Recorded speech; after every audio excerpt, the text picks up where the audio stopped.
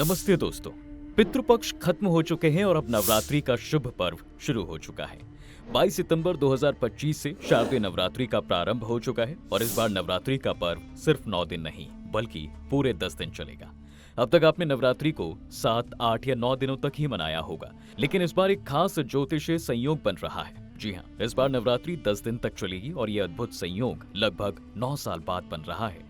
इससे पहले 2016 में ऐसा संयोग बना था। इस साल नवरात्रि का समापन 2 अक्टूबर 2025 को होगा, यानी उसी दिन जिस दिन दशहरा भी मनाया जाएगा। तो ये दिन 10 दिन का नवरात्रि पर्व सच में खास होने वाला है। इस बार नवरात्रि में एक तिथि की वृद्धि हुई है जो इसे और भी खास बनाती है। और सबसे बड़ी बात यह है कि इस बार तृतीय तिथि 2 दिन रही है, 24 और 25 सितंबर। इस कारण माँ दुर्गा के तृतीय स्वरूप चंद्रघंटा की पूजा 2 दिन होगी। इसलिए इस बार का नवरात्रि पर्व और भी ज्यादा पवित्र और धार्मिक रूप से ऊर्जा से भरपूर होने वाला है। अब आप सोच रहे होंगे, ठीक है, ये तो अच्छा है, लेकिन क्या नवरात्रि मुझे व्यक्तिगत रूप से भी फायदा दे सकती है? और मैं आपको बताऊं, इस बार नवरात्रि कुछ खास राशियों के लिए बेहद लकी होने वाली है। ये राशियां हैं, पहली, मेष। दोस्तों, इस बार की नवरात्रि आपके लिए बेहद लकी है। आत्मविश्वास और ऊर्जा से आप भरे रहेंगे। लंबे समय से रुके हुए काम अब सुलझने वाले हैं और करियर में नए अवसर भी आ सकते हैं। बिजनेस के लिए भी विस्तार के योग हैं। परिवार में सुख और शांति बढ़ेगी।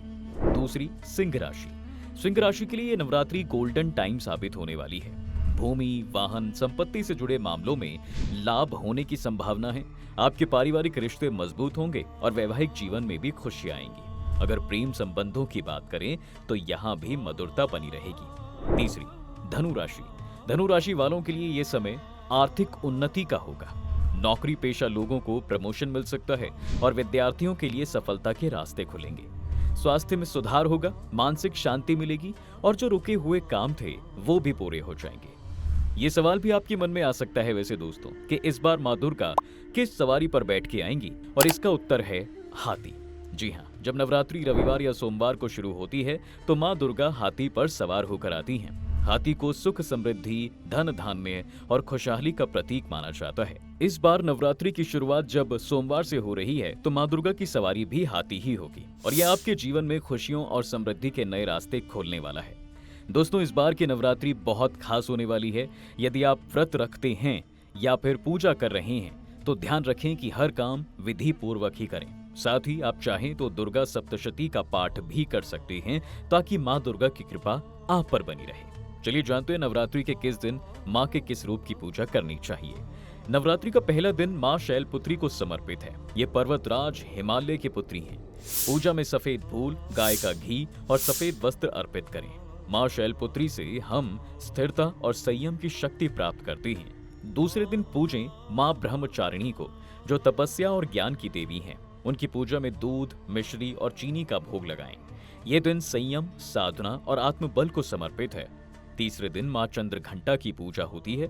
इनके मस्तक पर अर्धचंद्र और घंटे की ध्वनि से बुरी शक्तियां भाग जाती हैं। गुलाबी या सुनहरे वस्त्र पहने और दूध से बनी मिठाई अर्पित करें। शक्ति और साहस के लिए माँ से प्रार्थना भी करें। माँ कूष्मांडा को ब्रह्मांड की सृष्टि कत्री माना जाता है। इनकी पूजा में कद्दू, कुम्हड़ा, हलवा और फल अर्पित करें। इस दिन नारंगी रंग के वस्त्र पहनना शुभ माना जाता है। माँ स्कंद माता भगवान कार्तिकेय की माता हैं। इनकी पूजा में केले, पीले फूल और गाय का दूध अर्पित करें। पीले वस्त्र धारण करें और बाल रूप में माँ को स्मरण करें। छठे दिन माँ कात्यायनी की पूजा होती है। वो दुर्गा का रौद्र रूप है। शहद का भोग लगाएं और लाल वस्त्र पहने। माँ से अपने जीवन के संकटों को हरने की प्रार्थना भी करें। माँ कालरात्रि अंधकार और बुराई का नाश करती हैं। गुड़, नारियल और नीले फूल चढ़ाएं। इनकी पूजा से भय, शत्रु और कष्ट दूर हो जाते हैं। अष्टमी के दिन माँ महागौरी की पूजा की जाती है। ये शांति, करुणा और पवित्रता का प्रतीक हैं। सफेद मिठाई और वस्त्र से माँ को प्रसन्न करें। कन्या पूजन का भी यही दिन होता है। नवमी को माँ सिद्धिदात्री की पूजा होती है दोस्तों, जो सभी सिद्धियों की दात्री हैं। तिल का भोग लगाएं। बैंगनी या नीले वस्त्र पहने। माँ से आध्यात्मिक उन्नति और आशीर्वाद प्राप्त करें। अब आखिरकार ये समय अपने अंदर की शक्ति को महसूस करने और माँ दुर्गा से आशीर्वाद प्राप्त करने का है। अगर आपके मन में कोई सवाल हो या फिर आपके पास कोई अनुभव हो तो हमें कमेंट में जरूर बताइएगा। हम आपके सवाल के जवाब जरूर लाएंगे। तो इस बार की नवरात्रि आपके लिए खुशियों और समृद्धि से भरी हो। जय माता दी।